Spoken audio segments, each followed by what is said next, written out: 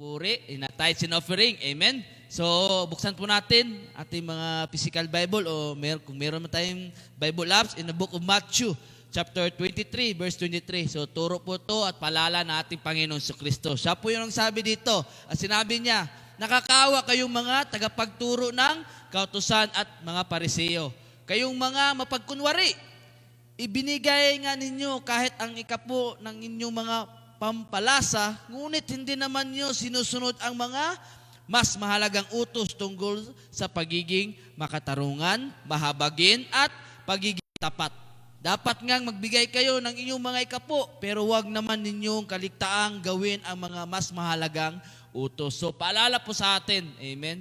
Hindi lamang na tayo ay nagsimba, amen? Hindi lamang na tinutugunan natin yung attendance ng church, bagkus pinapaalala sa atin na wag mo tayo, no? Yung mapagkunwari na, ay, obligado na kasi ako eh. Di ba? Obligado na ako kasi nakasanayan na lang, di ba? So, sinasabi rito, nakasuot rito na dapat, no? Wag natin kaligtaan yung gawaing mas mahalagang utos. Ano ba yung mga utos niya? Siyempre, yung pangalaga sa ministry, amen?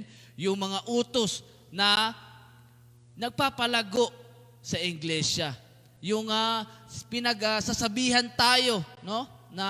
O yung mga napapakinggan natin sa ating mga leaders, amen, na yung tutulong tayo, amen, sa mahihirap. Hindi man talagang yung mahirap yung mga gawain, di ba? Kasi meron tayong mga ministry din sa music, di ba? Kung meron tayong mga talento, ibigay natin, no? Kung meron tayong skill sa pagluluto, doon tayo sa kitchen, di ba? Sa mga paghatid sundo, amen? So, nilalahad dito nating Panginoon na hindi lamang na nagbigay ay doon na magtatapos. Amen? Siyempre, di ba? Gawin natin yung habang malakas po tayo. Amen? Kasi mahirap naman, di ba? Magiging lumpo na, di ba? Saka pa talagang magsiserve sa ating Panginoon. Amen? So habang malakas po tayo, pinapaalalahanan po tayo na tithing is not a duty. Amen? It's a taste of your heart. Kasi alam naman natin, amen, na ating Panginoon ay tumitingin sa ating bawat puso. Amen? Hindi sa laman na ating bulsa o bank account. Amen? So, minsan, no, talagang nalilito tayo. Amen?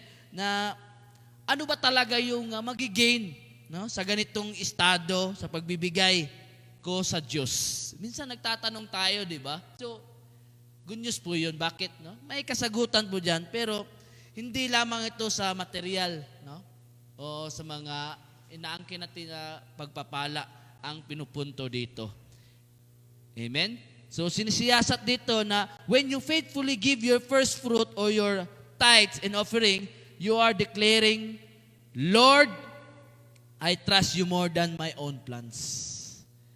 So it means, nag-i-invest po tayo ng future natin. Hindi lamang future dito sa mundo, but in the future na makapanayam natin ating Panginoon. Kasi isa po yun sa factor, no, na makapagbukas yung duruwangan ng langit. Amen? So, sinasabi na ang tithing, no, ito yung nasasabi sa faith mo, pananampalataya mo, kahit hindi mo literal na sasabihin, nakikita niya. Amen? At ito ay, nagpapabigay ng ehemplo sa iba pong kapatiran. Kung bakit po tayo nagbibigay. Amen? So, ito po yung nagmamanifest sa atin na we are, no, obedience. No? Sinusunod natin yung kanyang layunin. O nakadepende talaga tayo sa ating Panginoon. Kasi nga, laging ibang kapatiran nito na sinasabi, kahit walang-wala na, no, binigay yung para sa Lord kasi naniniwala siya na God will provide. Amen? So wag po nating hintayin na sumobra na yung ating mga trials, no? Mga sabihin natin problema sa ating buhay, wag po natin hintayin. Kaya nga sinasabi, prevention better than cure. So dapat, no, atin pong talagang pinapangunahan. Amen? Kasi bakit? Kung nasa presensya ka ng ating Panginoon, no, talagang alam niya na hindi ka niya pababayaan. Amen? So, tithing also is a seed of faith. No?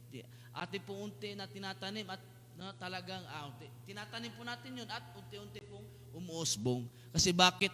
Hindi tayo selfish. No? Talagang binibigay natin kasi bubunga po yun, yung buto na yun. So dapat hindi tayo na matakot. Dapat yung takot natin, makonvert natin into trust. Amen? So dapat kung meron man tayo na pag-alinlangan, kapatid, no? Focus to Jesus. Focus to Jesus. Kahit sabihin natin wala kang binigay finances, meron kang kalakasan, meron kang talent, meron kang time. Alam ko meron kang tinitreasure out. No? Idulog po natin sa Panginoon, ibigay po natin yung narapat sa Panginoon at ang importante po doon, yung puso po natin ay para sa Panginoon. Amen? So, kung tayo po ay nagagalak na magbigay, in-encourage ko pong bawat isa. At yung nasa online, no, tulungan po natin ating iglesia, ating mga simbahan. Amen? So, God bless, people of God.